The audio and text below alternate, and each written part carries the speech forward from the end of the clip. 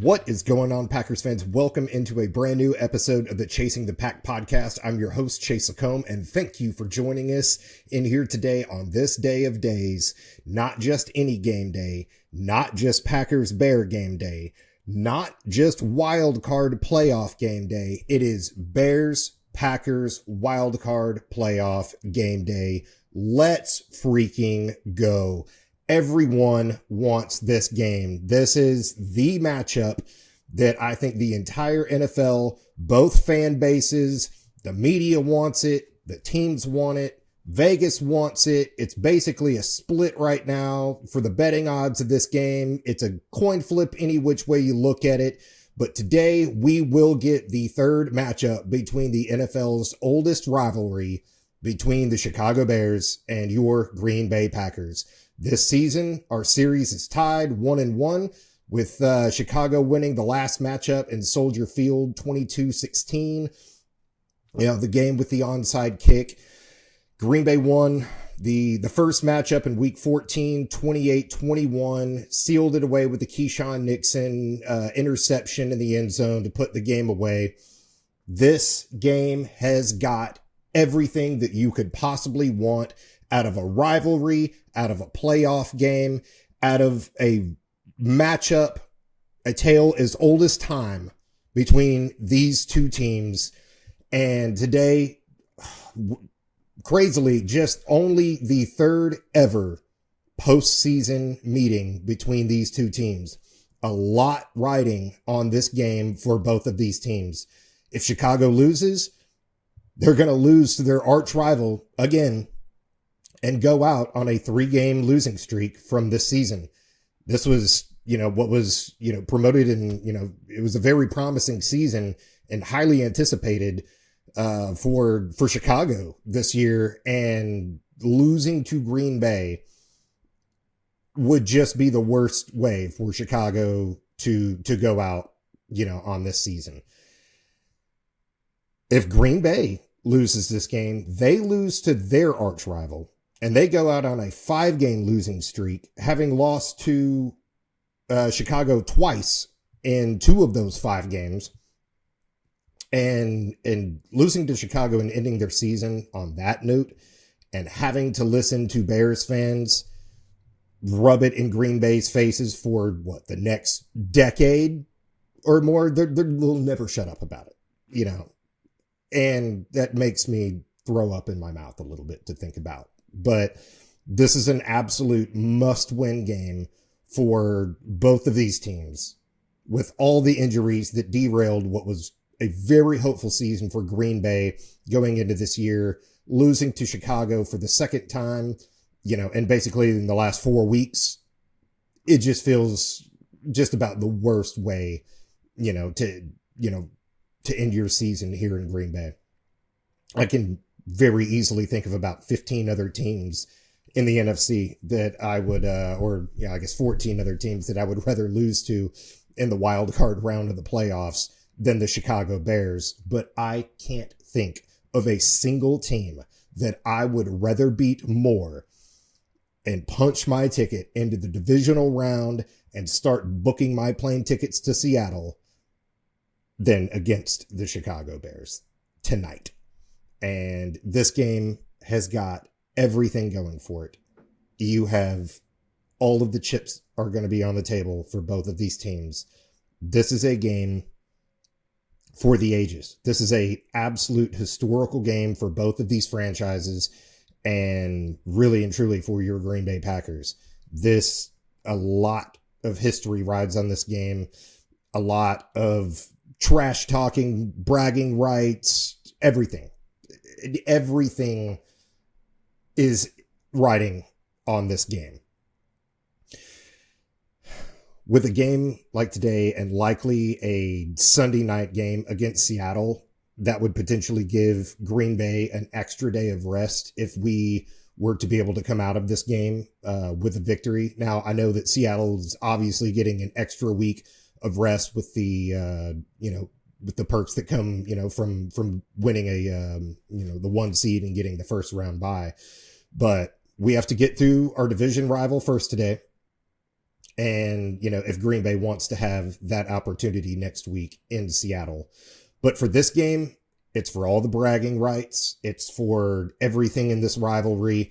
Neither of these two teams are likely to go to nor win a Super Bowl this year. So for one of these teams, their season and their playoff run will end today, really before it got started.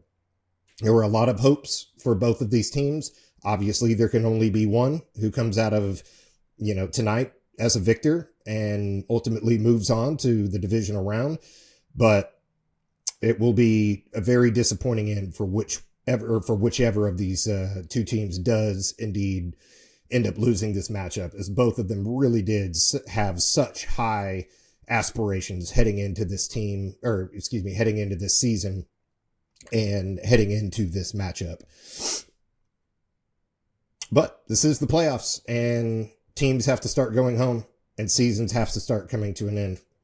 There are many NFL fan bases around the world and across the country and a lot of cities in the US right now that do not have a game to watch their team play in today. So while we have it and it is all in front of us, and right now the season is 0-0, the game is tied 0-0.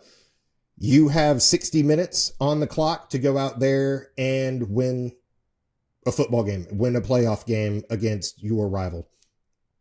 It's all in front of you. Green Bay has everything that they need to come out of this game with a victory. I know there's a lot of players that we would love to have in this game tonight for us that are unfortunately too injured to play in this game. Unfortunately, we would really like to have a Micah Parsons and a Tucker Kraft in a game like this tonight. But either way, let's get to the players that we do have who are going to be on the field and a few who are not going to be on the field. So let's look at today's injury report. For Green Bay, wide receiver Dontavian Wicks was downgraded from doubtful to out.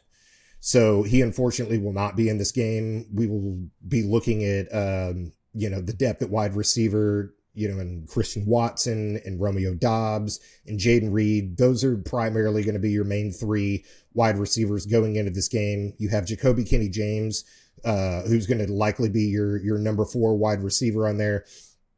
I see him primarily as a depth piece. Just in case somebody does go down in this game, that you have somebody else that can go out there, or, a long drive, you need to pull somebody in, on a 1st and 10, rotate a couple of players. So having him available to be in for Green Bay on a handful of snaps whenever you need throughout the game, or not exactly a break glass in case of emergency, but definitely another wide receiver who will suit up and be on the field and be active for today's game.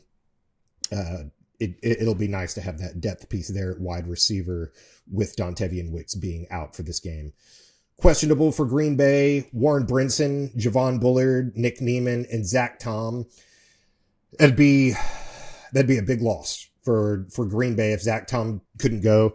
He has been practicing all week. However, on Thursday, he was out at practice, and usually you would see a player that, Matt LaFleur said that they were just resting him. But usually whenever you see that designation on the injury report, whenever those are posted at the end of the week, by Green Bay, typically if it is, for rest, they will go ahead and list the injury and then just, slash rest. That was not listed. So that does give me a little bit of pause for concern for Zach Tom's availability going into this game. That would be a huge loss for Green Bay if Zach Tom can't go, or if he's somehow just limited like he was a few weeks ago. You might see him in there, for a drive or a drive and a half. And, if he has to come out of the game or ultimately can't continue, or he's just in there, for a smattering of snaps, here and there, or as a rotational piece, you want that stability along Green Bay's offensive line, and Zach Tom is the best offensive lineman that Green Bay has. And that would be a huge, huge loss for Green Bay if Zach Tom can't go. For Chicago, CJ Gardner-Johnson is going to be out at cornerback for this game.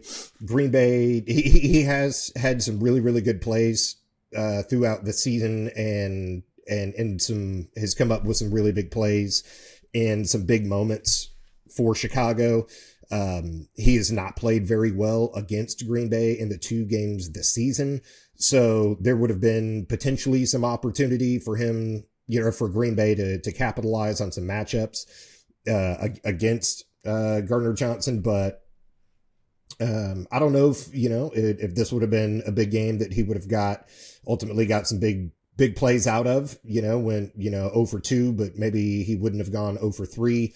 But Green Bay did seem to look his way and throw his way on a number of passes in some of the previous games this year. And in both games, have come out, with some big plays. So there's been a lot of matchups that Green Bay has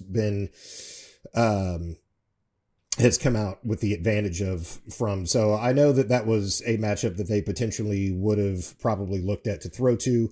I don't know who Chicago will have in there as a rotational piece in his stead, but I'm going to try and pronounce this. I wondered if I was going to. Amin Ogbongbingba. Ogbongbingba. Sure. Him and Joe Tyron Shoninka will both be out for Chicago in this game as well. I'm not going to be able to pronounce those, but I gave it my best shot. Moving on, will weather be a factor in this game? It absolutely is going to be a factor in this game. I know that this one was being kind of touted as a one of the first snow games of the season, potentially for the NFL. I think we're going to see some snow flurries. There's not going to be several inches of snow on the ground. People are not going to, be shoveling snow out of the stands. There is no big blizzard that hit last night. So, there seems like it could be about, an inch or less, throughout the actual game. So it doesn't seem like a lot of snow will be a factor, but what looks like it could be a factor is the wind in this game. So do expect it potentially to kind of look like a shaken up snow globe out there, maybe, but it's not going to be so much due to the amount of falling snow as it will be just the swirling winds that we're going to see inside of Soldier Field here in Chicago. There are reported to have be up to 15 to 25 miles an hour sustained winds and gusts up to 30. The temperatures at kickoff are going to be about 33 degrees, but it's really going to be the wind chill that will be falling throughout this game. And by the fourth quarter, or by the end of the game, really, during that kind of 9:30, 10 o'clock hour, it looks like you're going to have a wind chill of about 13 to 14 degrees there in Chicago. So weather definitely going to, play some degree of impact in this game. No pun intended. But likely more so in the kicking game, really than anything else. Although we did see some passes from Jordan Love just really kind of get blown off the mark, just very suddenly, with a lot of the winds that can kick up as the ball is, just going through the air, mid pass. And so that could potentially affect, I think, some of the deeper passes that you might see from Jordan. Some of those deeper shots, like to Christian Watson and things like that, unless the winds lay down a little bit at some point in the game.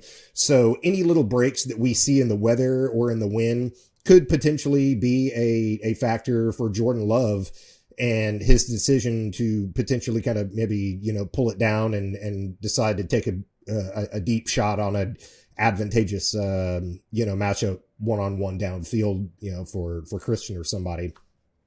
But, will there be working heaters this week for Green Bay and Chicago? I don't know. We'll see. They said that there would be, but, they were supposed to have them, working last week.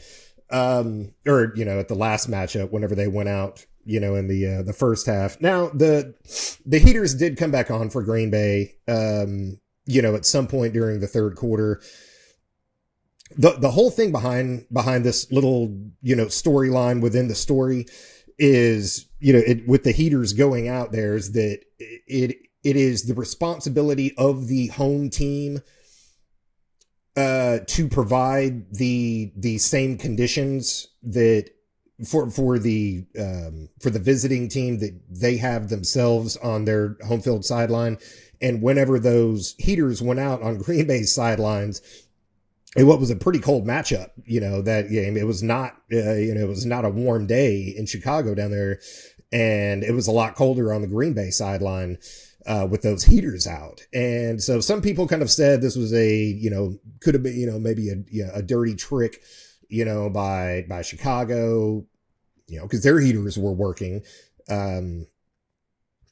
Ultimately, I don't think that was some underhanded, thing, although I wouldn't put it past, Chicago to, maybe have, somebody down there who flips a breaker, or, maybe it's just an old maintenance man electrician who's been there for 38 years. And, he's always said one of these cold nights against Green Bay, when it all comes down to it on a real good, meaningful game, I'm going to go down there and I'm going to flip that switch for a little while. And, a breaker blew down on the sideline. Oh, that was the one that went to Green Bay's heaters on the sideline. Oh, you don't say.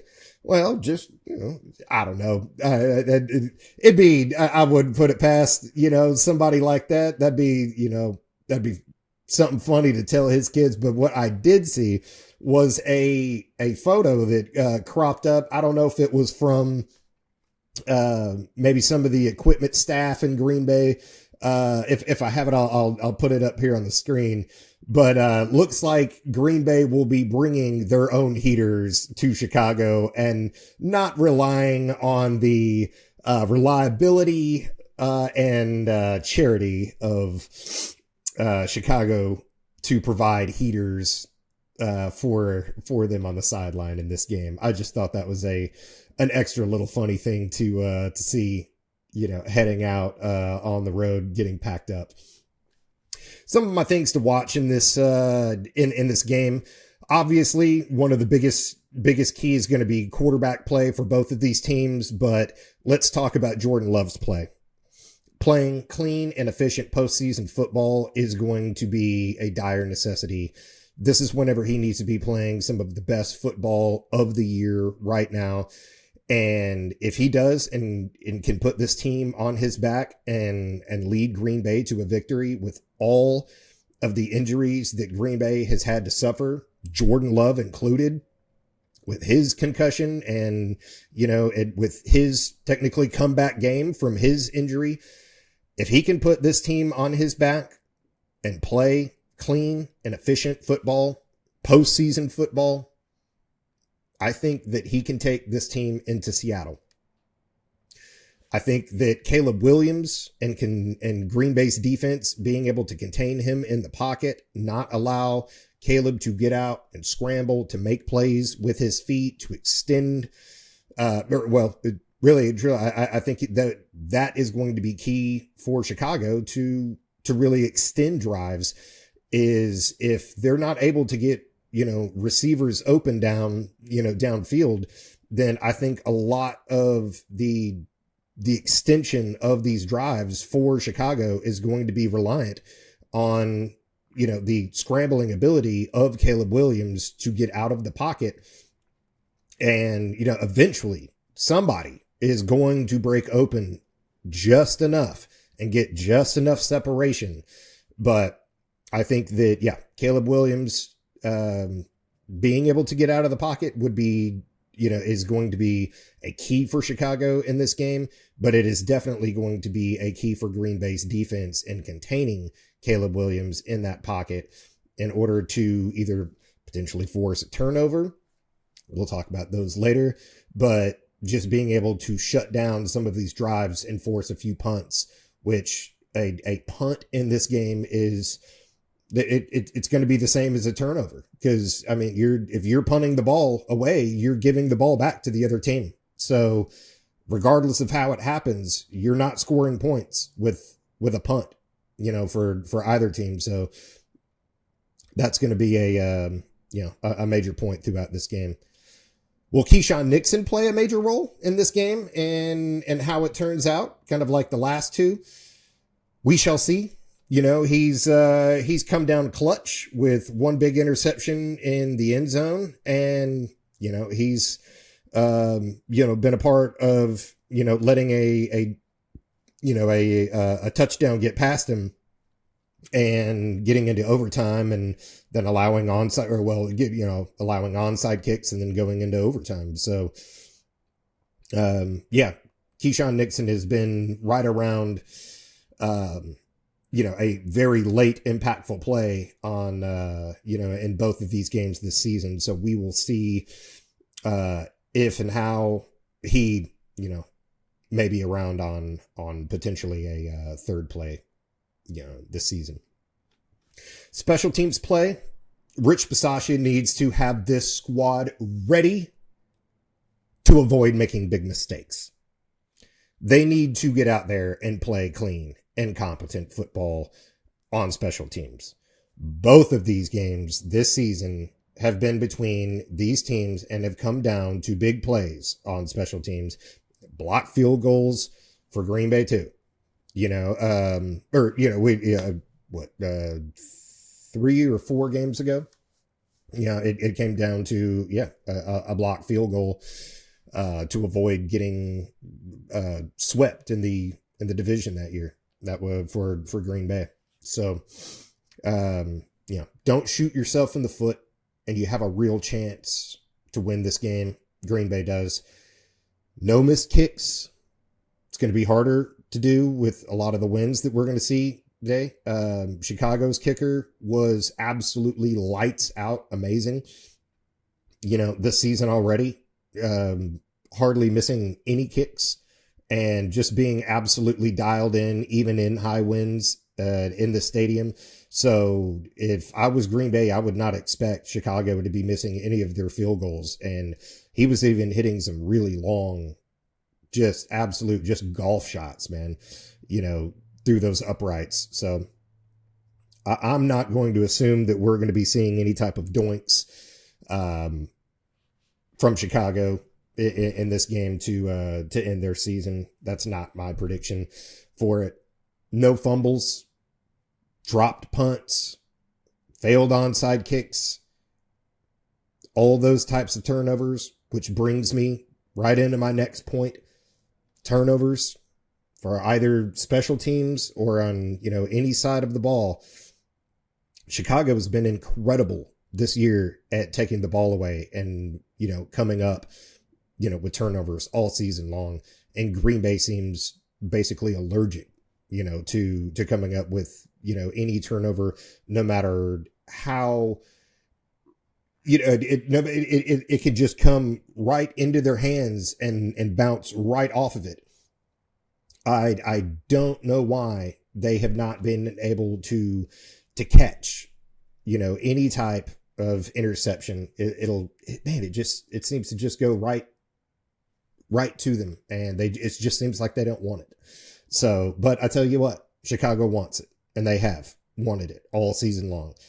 They are going to be out there in force. If the ball hits the ground, it usually just bounces into Chicago's hands. It just seems to be magnetized, by that team. And you would think eventually it was going to, all of those turnovers were eventually just going to come to an end. And maybe it came to an end in the regular season and Green Bay gets back to its ways it had, a season ago with, players like Xavier McKinney Xavier was just named as a second team All-Pro today or last night. So he needs to start playing the way that he played a season ago and find a way to start coming up with some interceptions as he did last season. He has not looked that way this year, but, you know, this could be that spark, and this could be that wild card game that he needs to reset the season that he had in his head and get back to the ways that we saw Xavier, you know, look last year, and start coming up with some turnovers for Green Bay that could really tilt this game.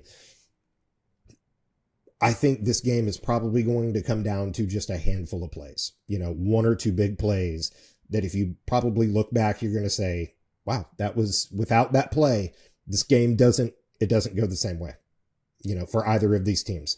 So I think just, man, if you can have Xavier McKinney or one of these players come down with something huge, that could really be the tide that turns, you know, the ship for either of these teams or for Green Bay. Sustaining drives, the third and fourth down efficiency is going to be huge in this game. Coaches are going to be aggressive on calling plays to sustain their drives and not have to punt it away. Okay, you know, we talked about these, you know, punts are essentially going to equate to turnovers for both of these teams in this game. And these teams are not going to want to let the opposing defenses get the better of their offense and force a punt. They're going to want to get down there and at least be in a position to kick, you know, field goals and try and put up points on every single one of these drives. So this is the new black and blue division motto, is basically playing aggressive fourth down football and keeping your foot on the gas and keeping your foot on the throat, you know, of your opponents and of your division opponents.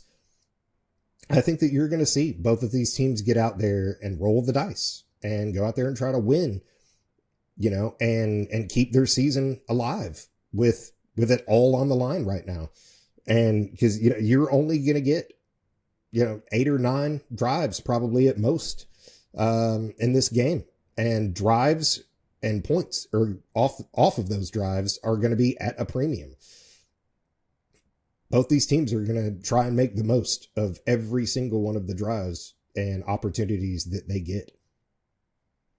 Red zone efficiency is going to have to be a lot better than the 0-5 that Green Bay had in their last meeting, and, you know, having to just settle for field goals, you know, or turnovers on a 1 yard line, and coming away with no points. And, you know, and then having a field goal be able to tie it up and to send it in overtime whenever everything just starts crumbling away in the last, you know, moments in an all but already won game, which now costs Green Bay the division.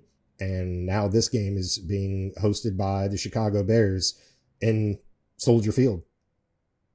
And we are playing this game in Illinois and not in Wisconsin. So it's going to start a lot with with Green Bay sustaining drives. And in those sustained drives, the red zone efficiency is going to have to be vastly improved in this game.